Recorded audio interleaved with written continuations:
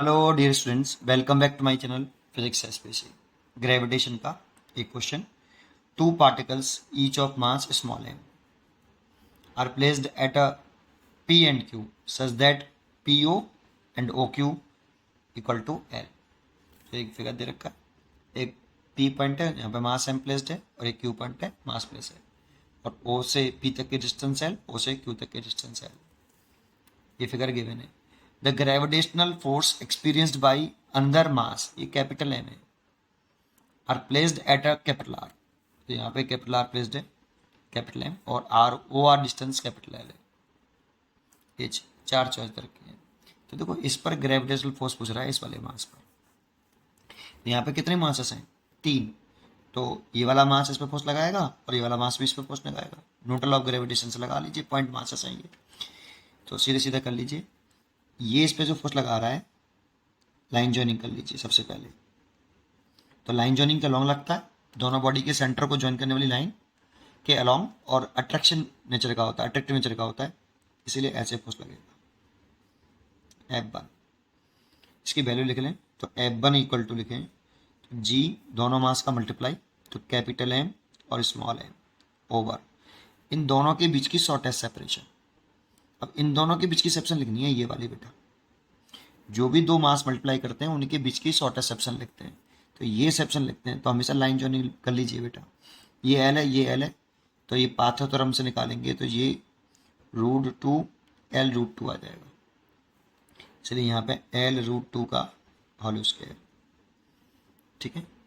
अच्छा, दूसरी बात, ये जो ट्राइंगल दिख रहा है ना आपको, ये आइसोसेलेस ट्राइंगल हो गया, क्योंकि देखो इसकी ये दोनों साइड बराबर है और ये दोनों साइड बराबर है, तो ये आइसोसेलेस ट्राइंगल हुआ, तो ये 90 डिग्री है और ये एंगल इक्वल होनी चाहिए। तो ये 45 होना चाहिए और ये भी 45 होना चाहिए, तभी ये आइसोसेलेस ट्राइंगल होगा। भाई ये 90 हो गया, तो तीनों का सम ट्राइंगल का 180 होता है। तो ये आइसोसेलेस ट्राइंगल, जिसके सामने वाला ये एंगल और इसके सामने वाला ये एंगल इक्वल होना चाहिए, और इक्वल है तो 45 हो गए। चलिए F2 निकालते हैं ऐसे ही।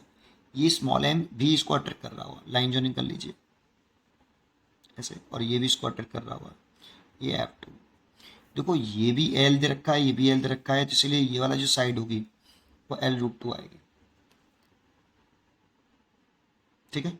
और इसमें भी फोर्स निकालोगे तो देखो दोनों मास सेम है, capital M small M, capital M small M, और सेपरेशन भी सेम है, इसलिए फोर्स का मैग्नीट्यूड तो सेम आएगा। मैग्नीट्यूड सेम है बट डायरेक्शन अलग है, तो मैग्नीट्यूड वाइज लिखे मैंने यहाँ पे, इतना ही मैग्नीट्यूड आएगा इसका F2 का भी। और देखो ये भी आइसोसेलेस ट्रायंगल बनना है, तो ये भी L, ये भी L, तो ये एंगल भी यहाँ पे 45 होगा और ये एंगल भी होगा 45 होगा। तो इस पर दो ही फोर्स लग रहे हैं इस वाली बॉडी पर, एक ये लगा रहा है, एक ये लगा रहा है। अब इसका नेट निकाल लें, क्योंकि F1 F2 बराबर है, तो जो रिजल्टेंट पास होगा वो F1 F2 के बाइसेक्टर से जाएगा। रिजल्टेंट बाइसेक्टर से जाएगा तो रिजल्टेंट कुछ ऐसे जाएगा बेटा। 90 डिग्री हो गया पूरा एंगल दोनों के बीच में, तो उसका बाइसेक्टर हो गया ये एफ नेट हो गया। हमसे यही पूछ रहा है, तो एफ नेट लिखें तो कैसे लिख सकते हैं?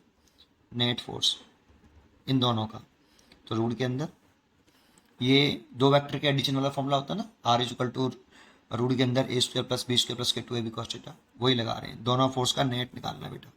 एफ नेट वेक्टर फॉर्म में लिखें तो ऐसे लिख सकते हो, बराबर कितना, F1 vector plus F vector, लेकिन इसका मैग्नीट्यूड निकालना है बेटा, मैग्नीट्यूड।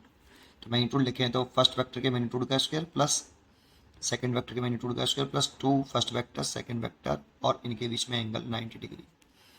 देखो F1 F2 के बीच में 90 डिग्री है, तो 90 रख दिया। कॉस्ट 90 के लिए जीरो, तो ये पूरा जीरो हो जाएगा, ये जीरो हो गया। और F1 F2 मैग्नीट्यूड में बराबर है, इसीलिए F1 का स्क्वायर प्लस F1 का स्क्वायर रूट के अंदर, ये 2 F1 का स्क्वायर, दैट मीन्स F1√2।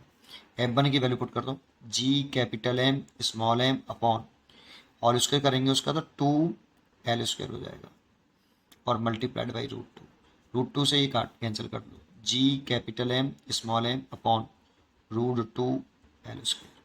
इतना नेट फोर्स लग रहा है बेटा कैपिटल एम पर, और इसकी दर्शन जो होगी वो F1 F2 इक्वल है, इसलिए इसका जो रिजल्टेंट पास होगा वो F1 F2 के बिटवीन जो एंगल है उसके बाइसेक्टर से जाएगा, इसलिए ऐसे जाएगा, और दैट मीन्स RO।